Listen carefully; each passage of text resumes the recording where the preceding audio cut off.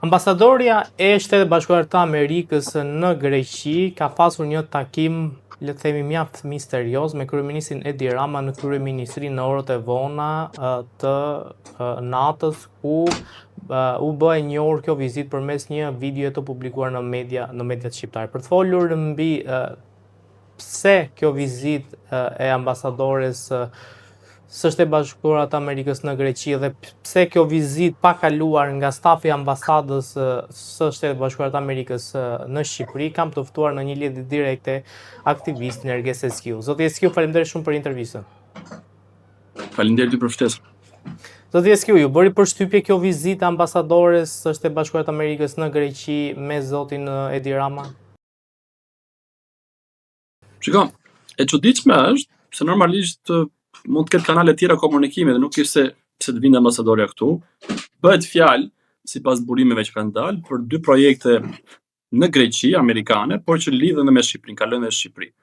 Dhe për këtë arsye ambasadorja ka ardhur këtu, por pa diskutim që ka një dirigjim PR-i, Rama u kujdes që të kishte një kameraman aty që filmonte në momentin që ajo po hynte. Mbas dite aty nuk është se pritet të ketë gazetar, le të përqaret. Por Rama kujdeset gjithmonë që situatë kaq të vështirë politike ku është, të vazhdoj me propagandën, thjesht për fituar kohë dhe për të gënjur fanatikët e vet, mbështetësit e Partisë Socialiste, po ata që janë akoma të pabindur që ky njeri ka marrë fund, për të thënë që shiko se unë e kam mirë me amerikanë. Pra, shkon të njëjtën rrjedhë logjike, kjo lojë Ramës me ardhin e zonjës Trump, vajzës presidentit në Vlorë dhe më pas në kryeministri. Pra Rama ende nuk e ka pranuar sëmundjen e rëndë ku gjendet politike dhe vazhdon akoma të gënjej veten, duke i thënë shqiptarëve që shikon se unë e gjej rrugën e komunikimit amerikan. Ka dhe një gjë tjetër. Të spin-offet e Edi Ramës ose mercenarët e Edi Ramës për media thanë më përpara që nuk do ketë ambasadë shqiptare, ambasadë amerikane në Shqipëri. Deri në muajin maj, pastaj qershori nuk do ketë më ambasadë. Ndërkohë dje thanë që do ketë ambasadë. Pra në këtë lojë ishte programuar edhe kjo vizita para një muaji ambasadores amerikane në Greqi për të ardhur në Shqipëri, duke vazhduar me propagandën që nuk do ketë më ambasadë për Shqipërinë, do fokusohet ose do kujdeset ambasada amerikane në Greqi. Pra siç ne kemi një konsullat kanadeze dhe ambasada është në Rom, do të ishte njëjta gjë. Pra në këtë linjë shkon PR-i i Ramës. Edhe për represion kundër spakut. Pra Rama është i frikur, sepse dosja Balluku është dosja Rama, dhe përdor kanale komunikimi, mënyra, si të bëj këtë presionin për të thënë që shiko se koha ju është e limituar, edhe ju më pas nuk e keni më mbështetjen amerikane. Ndërkohë që amerikanët vinë tek unë, takohen me mua. Unë kam lidhje me amerikanë. Siç kisha me administratën Biden, unë po e rregulloj shumë edhe me administratën Trump. Dhe thash, ka dhe një keq përdorje të ambasadores amerikane në Greqi, që ky e fton në kryeministri dhe kujdeset që ta nxjerrë në media takimin e saj, sepse ishte i pa njoftuar publikisht. Pra nuk ishte një vizitë zyrtare, ishte një vizitë private në kryeministri. Thash, e pa nevojshme për mua, mendimin tim, por u bë vetëm për propagandën për PR-in e Ramës. Ata duan të marrin diçka nga Rama dhe ky është i gatshëm të japi gjithçka, thjesht vetëm t'i përdori për konsum të brendshëm politik. Në këtë pikë, në këtë prizëm e shoh ardhjen e saj në kryeministri. Asnjë gjë pozitive për Edi Ramën, asnjë gjë pozitive për Partinë Socialiste, e cila është drejt rënimit total, por që thjesht i shërben Ramës për të gënjur veten, jo se do fitoj kohë. Pra ky proces i ka nisur me Belinda Ballukun, do të shkojë patjetër te Edi Rama, nuk ndalet. Sado presion të bëj Rama, sado shantazhe të bëj Rama, sado kërcënime të bëj Rama ndaj prokurorëve, ndaj gjykatësve, apo ndaj kryesisë së vet, nuk e shpëton fundin e Edi Ramës. Unë kështu e shoh për vete, nuk ka asgjë pozitive kjo për Edi Ramën. Për shqiptarët ndoshta do duket nëse projekti është me investim të madh, domethënë do duket në vazhdim, por për momentin nuk kemi mjaftuar informacion.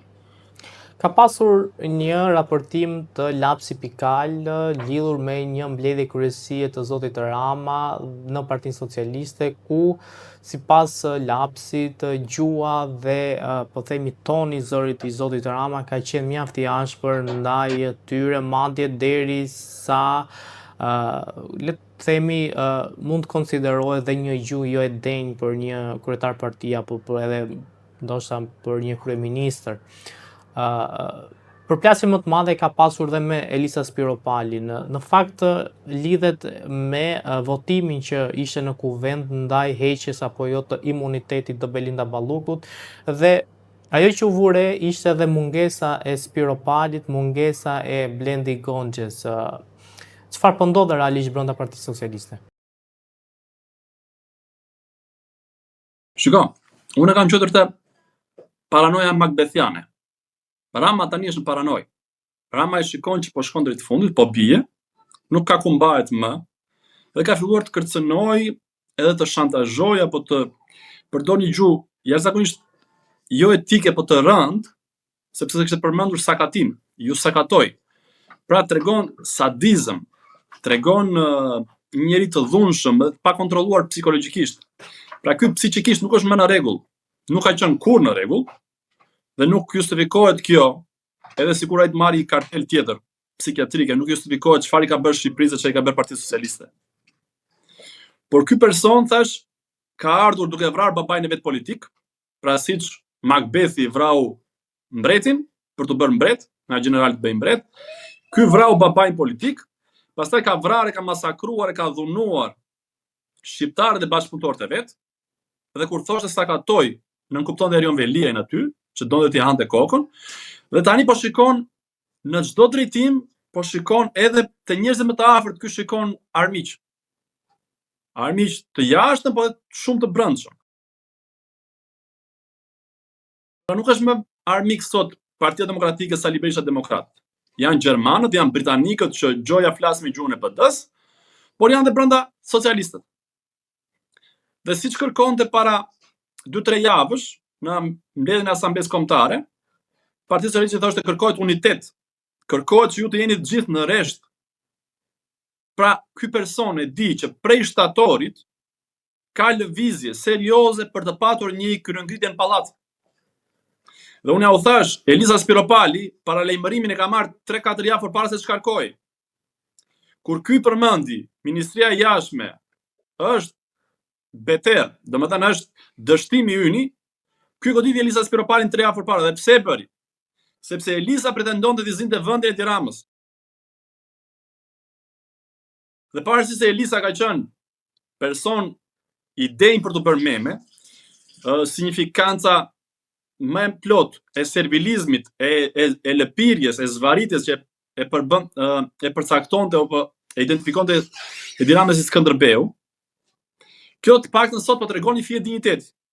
Dhe Fatmir Xhafaj, Blendi Gonxha, unë di që ka qenë në vizitë zyrtare në Francë.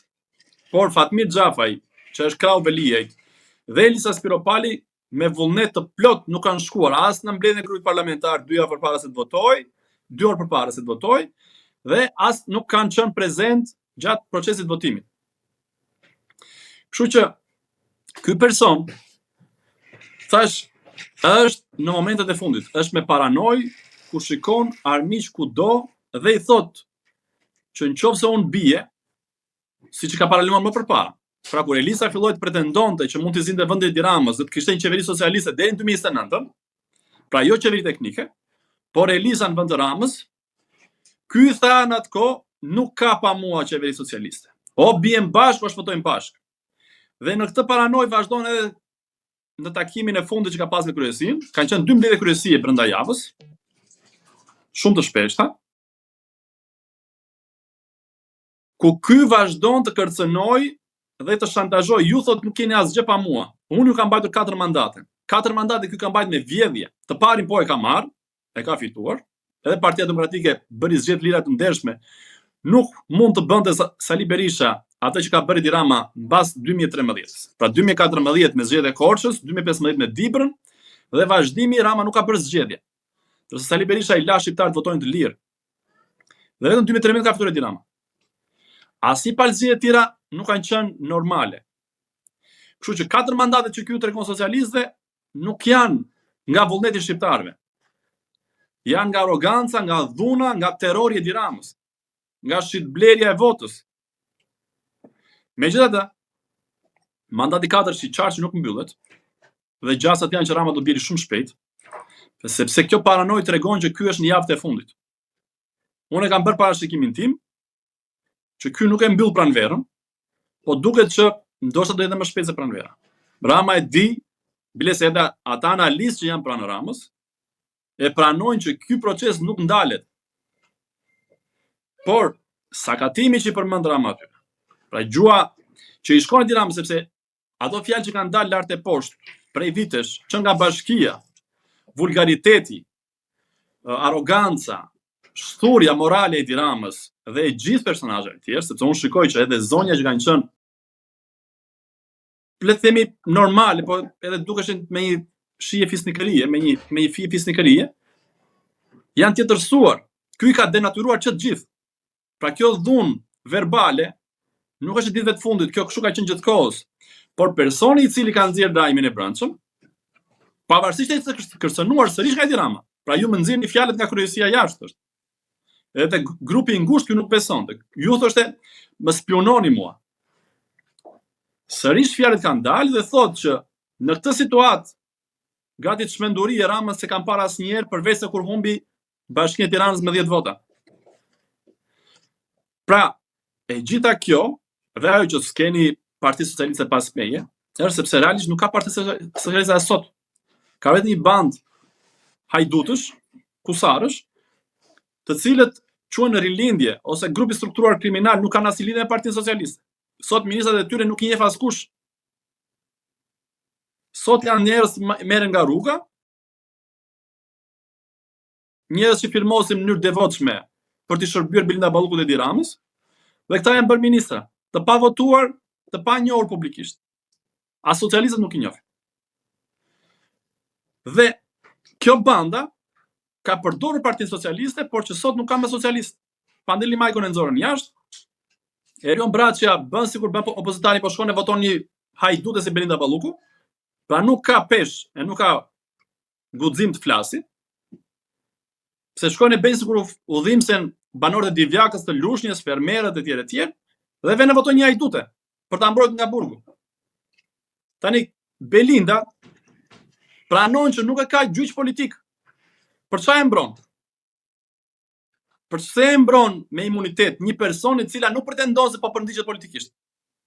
Ai thotë është proces juridik, atëherë lart vazhdoj. Për çfarë duhen të imunitetin?